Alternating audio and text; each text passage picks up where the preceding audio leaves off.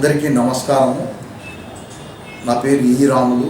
నేను public ప్రాసిక్యూటర్గా retirement అయినాను.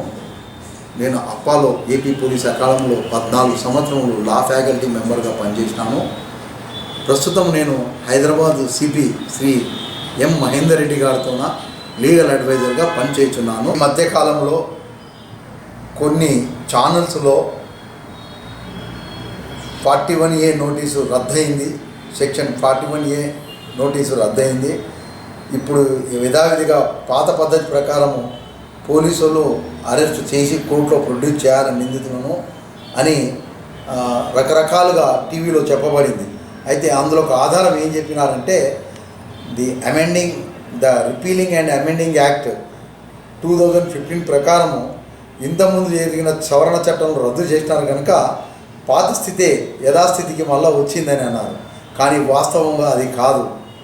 The repealing and amendment act 2015 ఇది పార్లమెంట్లో చట్టరూపం దాల్చి తర్వాత ప్రెసిడెంట్ యొక్క సమ్మతి తెలిపిన తర్వాత మే 2015లో గెజిట్ పబ్లికేషన్ చేయబడింది. దీని యొక్క చట్టం యొక్క ఉద్దేశం ఏంటంటే దాదాపు 99 సవరణ చట్టాలు అవి డెడ్ లాస్గా స్టాట్యూట్ బుక్లో ఉన్నవి, వాటి యొక్క అవసరం లేదు కనుక వాటిని రద్దు చేయడానికై the repealing and amending act 2015 అని కొత్త సవరణ చట్టం తెచ్చి ఈ 99 సవరణ చట్టాలను రద్దు చేసినారు. అయితే ఈ రద్దుతో చేయడం వల్ల ఇంతకుముందు జరిగిన సవరణ చట్టంలో అన్నీ రద్దు అయినట్లు కాదు. ఇంతకుముందు జరిగిన సవరణ చట్టములను రద్దు చేసినారు, కానీ ఆ సవరణ చట్టంలోని నిబంధనలను మూల చట్టంలోకి మార్చబడింది కనుక ఈ సవరణ చట్టాల యొక్క ఉపయోగం లేదు, నిరార్థకము, అనవసరంగా స్టాట్యూట్ బుక్లో ఉన్నవని చెప్పి ఈ రద్దు చేయబడింది. దీన్ని తప్పుగా అర్థం చేసుకొని ఎవరికి తోచిన విధంగా వారు ఇప్పుడు 41 రద్దయింది, యథాస్థితి కొనసాగుతుంది అని ప్రజల్లోన తర్వాత పోలీసు లోపల తర్వాత న్యాయ వ్యవస్థ లోపల ఒక రకమైన అలజడి సృష్టించినారు. అయితే ఇది వాస్తవిక సంగతి కనుక ఈ the repealing and amending act 2015 ప్రకారము సవరణ చట్టాలు రద్దు అయినవి, దాదాపు 99 చట్టాలు రద్దయినవి. కానీ ఆ సవరణ చట్టములలోని నిబంధనములను మూల చట్టంలోకి ఇన్కార్పొరేట్ చేయబడినాయి, అంటే చేర్చబడినాయి. కావున ఆ విధంగా చేర్చబడిన వాటికి ఈ యొక్క రద్దు చట్టము యొక్క ప్రభావం దానిపై లేదా వాటిపై ఉండవు అని సెక్షన్ 4లోనే రాసినారు. ఈ చట్టంలో రద్దు చట్టంలో సెక్షన్ 14లో రాసినారు ఈ విషయం. ఈ మూల చట్టంలోకి ఒకవేళ ఆ సవరణ చట్టంలోని నిబంధనలు మార్చినచో వాటి ప్రభావము మార్చినచో ఈ సవరణ రద్దు చట్టము యొక్క ప్రభావం వాటిపై ఉండదని. అంటే దీనివల్ల మనకి ఏం తెలుస్తుందంటే యాజ్ ఇట్ ఈస్గా అమెండ్మెంట్స్ యాక్ట్స్లో ఉన్న ప్రొవిజన్స్ అన్నీ ఇన్కార్పొరేట్ చేయబడినాయి మెయిన్ చట్టాలకు, మూల చట్టంలో. కనుక ఈ 2015 ఈ రద్దు చేయు మరియు సవరణ చేయు చట్టం 2015 ప్రకారము వాటిపై ఎలాంటి ప్రభావం ఉండదు, కావున యథాస్థితి కొనసాగుతుంది. ఇది ఒక ఆస్పెక్ట్, ఇది స్పష్టంగా ఉంది. అయితే ఎందుకు ఈ విధంగా ఈ డిఫరెన్స్ ఆఫ్ ఒపీనియన్స్ వచ్చినవి అంటే ఫస్ట్ ఈ యొక్క రిపీలింగ్ అండ్ అమెండింగ్ యాక్ట్ను సరిగా గ్రహించలేదు, తొందరపాటుగా దాన్ని టీవీలో ప్రచురించి అనవసరమైన అలజడి సృష్టించినారు. అయితే ముఖ్యం ఇంకొకటి చెప్తా, ఈ సవరణ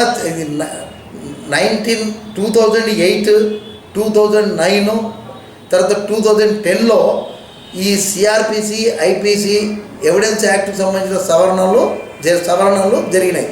దానిలో అరెస్టుకు సంబంధించిన విషయం కూడా అమెండ్మెంట్ చేయబడింది. అది 2010 నుంచి అమల్లోకి వచ్చింది, నవంబర్ 2010లోకి. అయితే ఈ యొక్క సవరణ ఎందుకు జరిగిందంటే ప్రజాస్వామ్యంలో మనిషి యొక్క స్వేచ్ఛకు ఎవరు భంగం కలిగించకూడదు, తర్వాత కస్టోడియల్ వైలెన్స్ అనేది అనవసరంగా జరగకూడదు.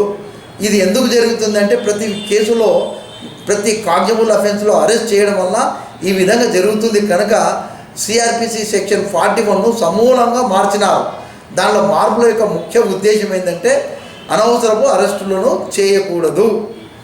అయితే వాటి చట్టంలో ఏం చెప్పబడిందంటే ఈ సవరణ చట్టాల ప్రకారము ఏదైనా అపరాధము 7 సంవత్సరముల వరకు కానీ 7 సంవత్సరం లోపు వరకు శిక్ష కలిగి మరియు ఫైన్తో కానీ ఫైన్ లేకుండా ఉన్నటువంటి అపరాధాలలో ఫస్ట్ ఒక ఐఓ చేయవలసిన పని ఏంటంటే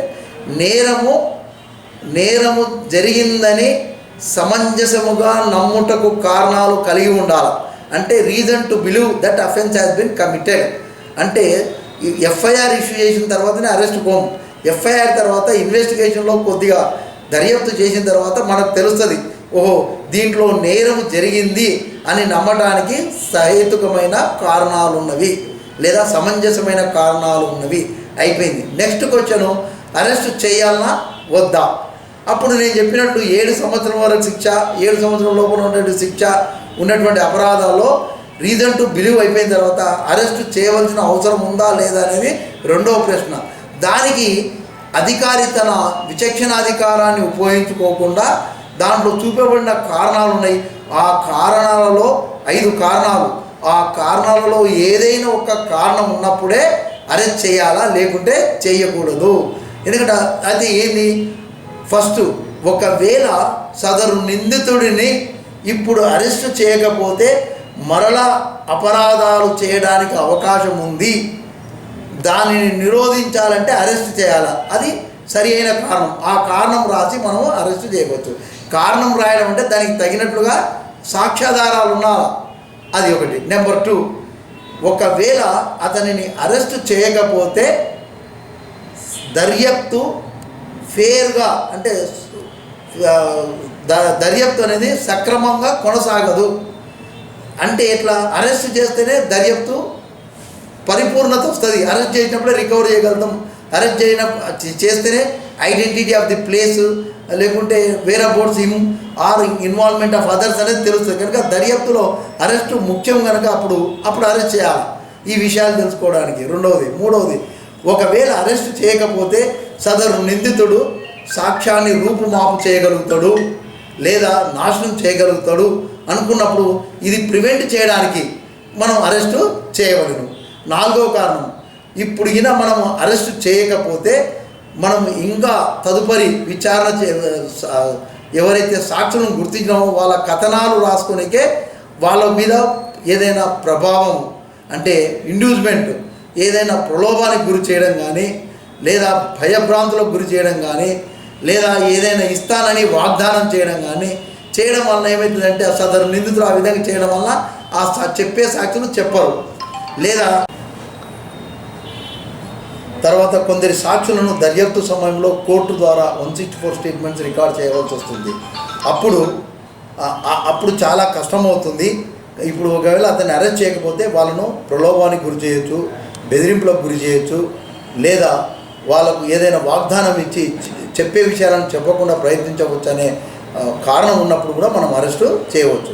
5వ కారణం ఏమిటిదంటే, ఒకవేళ అతనిని ఇప్పుడు అరెస్ట్ చేయకపోతే తదుపరి మనకి ఎప్పుడు దొరకడు, అతను విదేశాలకు పోతున్నాడు లేదా వేరే చాలా దూర ప్రాంతం వాసి ఇక్కడ నేరం చేసినాడు, ఇప్పుడు అరెస్ట్ చేయకుండా మనం వదిలిపెడితే ఇక తర్వాత కేసు ఎప్పటికీ జరగదు, ఎప్పటికీ అది పెండింగ్లో ఉంటుంది. ఈ 5 కారణాల్లో ఏదైనా ఒక కారణం ఉంటే అరెస్టు చేయవలెను. అంటే దీని యొక్క లక్ష్యం ఏంటంటే, అమెండ్మెంట్ యొక్క లక్ష్యము అనవసరపు అరెస్టులు వద్దు. అరెస్టు అనేది అవసరము ఈ కారణాల చేత ఉందంటేనే అరెస్టు చేయాలా. అంటే తద్వారా ఏంటంటే ఇండిస్క్రిమినేట్గా అరెస్ట్ చేయడానికి ఆస్కారం లేదు. అయితే ఈ చట్టం ఈ విధంగా అమెండ్మెంట్ అయ్యి వచ్చినా కూడా పోలీసులు కానీ మళ్ళా పాత పద్ధతినే కొనసాగిస్తున్నారు. తర్వాత కోర్టులో ప్రొడ్యూస్ చేసినప్పుడు వాళ్ళు కూడా ఇవన్నీ అబ్జర్వ్ చేస్తలేరు. రిమాండ్ యాక్సెప్ట్ చేయడము, బెయిల్ ఇవ్వడమా ఇవ్వకూడదు అనేది అది సబ్జెక్టు అదర్ థింగ్స్. ఈ విధంగా చేస్తున్నందువలన ఏమైందంటే సుప్రీంకోర్టు వారి దృష్టికి ఈ విషయం వచ్చింది. 2014లో ఒక వ్యక్తి సుప్రీంకోర్టులో సెకండ్ అప్పీల్ చేసినప్పుడు అప్పుడు సుప్రీంకోర్టు వారు అన్నారు, మనకు 41 సబ్సెక్షన్ 1 క్లాస్ బిలో అసలు అరెస్టు అవసరమైతేనే చేయాలి, లేకుంటే లేదన్నాం. అన్నా కానీ ఎందుకు ఇంత దూరం రావాల్సి వచ్చింది యాంటిసిపేటరీ బెయిల్కు అని సుప్రీంకోర్టు జడ్జెస్ చాలా సర్ప్రైజ్ అయినారు. చట్టం ఉంది కానీ దాన్ని అమలు పరచలేరు. అందుకోసం ఏం చేసినారంటే దాంట్లో ఆ జడ్జిమెంట్లో సివియర్ కండిషన్స్ పెట్టినారు. ఒకవేళ పోలీస్ అధికారి ఈ 41 subsection 1 clause B sub clause 2లో ఉన్నటువంటి నిబంధనలను పాటించకుండా అరెస్ట్ చేస్తే he will be dealt under service rules, తర్వాత contempt of the court of the judgment of the supreme court అని చెప్పి తనకు సంబంధించిన హైకోర్టులో విచారణ జరపబడుతుందని చెప్పినారు. అయితే ఇంతటితో ఆగలేదు సుప్రీంకోర్టు. ఇది పోలీసులకు ఒక్కరి మీదనే ఈ ప్రెషర్ పెడితే బాగుండదు, దానికి సంబంధించి జ్యుడిషియల్ ఆఫీసర్స్ మీద కూడా పెట్టాలని చెప్పి జ్యుడిషియల్ మేజిస్ట్రేట్స్ పైన కూడా పెట్టింది. ఒకవేళ జ్యుడిషియల్ మేజిస్ట్రేట్స్ ఈ 7 సంవత్సరముల లోపు సంబంధించిన అపరాధాల్లో పోలీస్ వారు రిమాండ్ రిపోర్ట్ కోర్టులో సబ్మిట్ చేసినప్పుడు వాళ్ళు రొటీన్గా రిమాండ్ చేస్తే వాళ్ళ మీద కూడా వాళ్ళ యొక్క శాఖాపరంగా వాళ్ళ యొక్క సర్వీస్ సంబంధించిన దానిపైన చర్యలు తీసుకోబడుతుంది.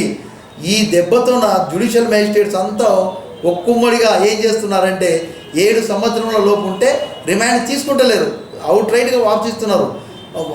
మాతో ఎన్నో ఉదాహరణలు ఉన్నాయి. ఎన్నో పోలీస్ స్టేషన్లో ఈ ప్రాబ్లమ్స్ అన్నీ ఫేస్ చేసినాం, పైవారి దృష్టి తెచ్చినాం. కానీ పైవారేమో అట్లా చెయ్యరన్నారు, కానీ కింది వారు మాత్రం వాళ్ళ అధికారాన్ని మాత్రం పక్కా మేమెందుకు శిక్ష పడాలా, దానిలో ఏముందో ఏమో మాకు సంబంధం లేదు, శిక్ష 7 సంవత్సరాల లోపల ఉంది కనుక మేము తీసుకోము, మీరే ఏమైనా చేయండి, బెయిల్ ఇచ్చేయండి అని చెప్తున్నారు. అది అరెస్ట్ లేనప్పుడు బెయిల్ ప్రశ్నే ఉత్పన్నం కాదు, కానీ మీరు బెయిల్ ఇచ్చేయండి అంటున్నారు. అది ఒక ఆస్పెక్టు. మనకు దానిలో రాసినారు అరెస్టుకు బదులుగా మనం 41A నోటీస్ ఇస్తే చాలు. నోటీసు 41A నోటీస్ ఇస్తే నిందితుడు వస్తాడు, మనం కేసుకు సంబంధించి ఇంట్రాగేషన్ చేసి మళ్ళీ అవసరం అనుకుంటే అరెస్ట్ చేస్తే లేకుంటే పంపిస్తాం. అయితే కోర్టు వారు ఏం చెప్తున్నారు, మీరు 41A నోటీస్ ఇచ్చి వాళ్ళతో షూరిటీస్ తీసుకొని వ్యక్తిగత పూజ తీసుకొని ఇడిచిపెట్టండి అని అంటున్నారు. ఇది చట్టానికి విరుద్ధం. అయితే వాస్తవంగా ఇదంతా రికార్డ్ పైన లేదు. ప్రతి పోలీస్ స్టేషన్ వారు దీంట్లో బాధితులు. అయితే ఈ యొక్క గందరగోళ పరిస్థితుల్లో ఇంకొకటి ఏమైందంటే అరెస్టు లేకపోయేటకల్లా కోర్టులో అడ్వకేట్స్ కూడా కొద్దిగా వాళ్ళ ప్రొఫెషనల్గా కొద్దిగా ఇబ్బంది ఏర్పడింది. అయితే నేను అనేది ఏంటంటే మనం చట్టంలో చూపబడిన అమెండ్మెంట్స్ను సరిగా అమలుపరిచి ఎక్కడైతే అరెస్ట్ అవసరమో మేము అరెస్ట్ చేసినప్పుడు కోర్టు వారు కూడా ఆ రిమాండ్ రిపోర్ట్ను పరిశీలించి ఓహో దీంట్లో కారణాల్లో 5లో ఒకటి ఉంది కనుక రిమాండ్ యాక్సెప్ట్ చేస్తే బాగుంటుంది. అప్పుడు వకీలకు కూడా ప్రాబ్లం ఉండదు, ఎందుకంటే వాళ్ళకు కూడా ప్రొఫెషనల్గా బెయిల్ పిటిషన్స్ వాళ్ళు మూవ్ చేస్తారు. కానీ అవుట్ రైట్గా కోర్టు వారు రిజెక్ట్ చేయడం వలన ఈ గందరగోళ పరిస్థితి ఏర్పడి అందరికీ అడ్వకేట్స్కు నిరాశ ఏర్పడింది. పోలీసులకు అసలు ఎక్కడ ఏం చేయాలో తోస్తలేదు. ప్రజల్లోన ఇదేంది నేరం జరిగింది కానీ వాళ్ళని అరెస్ట్ చేస్తలేరు, నోటీస్ ఇచ్చి వద్దంటున్నారని ప్రజల్లో మన ఇక వాస్తవంగా ఈ విధమైన గందరగోళ పరిస్థితి ఏర్పడింది. కనుక నేను అనేది అంటే సుప్రీంకోర్టు వారు జడ్జిమెంట్లో కూడా స్పష్టంగా చెప్పినారు, ఆ రీజన్స్ అవసరం, అరెస్ట్ అవసరం అయితే అరెస్ట్ చేయండి అంటున్నారు. కానీ దాన్ని ఎవరు పట్టించుకోవట్లేరు. కోర్టు వారు 7 ఏళ్ల లోపల ఉంది మేము చెయ్యమంటున్నారు. సో దీనిపై ఉన్నత న్యాయాధికారులు కూడా వారికి తక్షణము ఒక శిక్షణా సంస్థ ఒక ఎప్పుడైనా సాటర్డే రోజు ఒక 2 గంటలు శిక్షణ పెట్టి దాన్ని ఆ యొక్క రీజన్స్ ప్రకారమే రిమాండ్ అయ్యి యాక్సెప్ట్ చేయడమా చేయకూడదని వాళ్ళకు సరైన శిక్షణ ఇచ్చి దాన్ని ఖచ్చితంగా పాటించేటట్లు చేస్తే ఇక్కడ అడ్వకేట్స్కు ప్రాబ్లం ఉండదు, పోలీసుకు ప్రాబ్లం ఉండదు, బాధితులకు కూడా ప్రాబ్లం ఉండదు. కనుక ఈ యొక్క చర్యను చేపడితే మనకి మున్ముందు ఇలాంటి సమస్యలు రావు. ఇప్పుడు ఆమె రిపీలింగ్ యాక్ట్ అనే ఒక దాని నెపంతో అనవసరంగా ఎవరికి కోపాలు ఉంటే ఆ కోపాలన్నీ బయటికి పెట్టేసినారు. కానీ వాస్తవంగా జరుగుతున్నది ఇది. కనుక దీనిపై తక్షణ చర్యలు చేపడితే చాలా బాగుంటుంది. ప్రజల లోపల కానీ అందరి లోపల ఈ యొక్క డిఫరెన్సెస్ పోతవి, చట్టాన్ని సక్రమంగా అమలు చేసినట్లు అవుతుంది.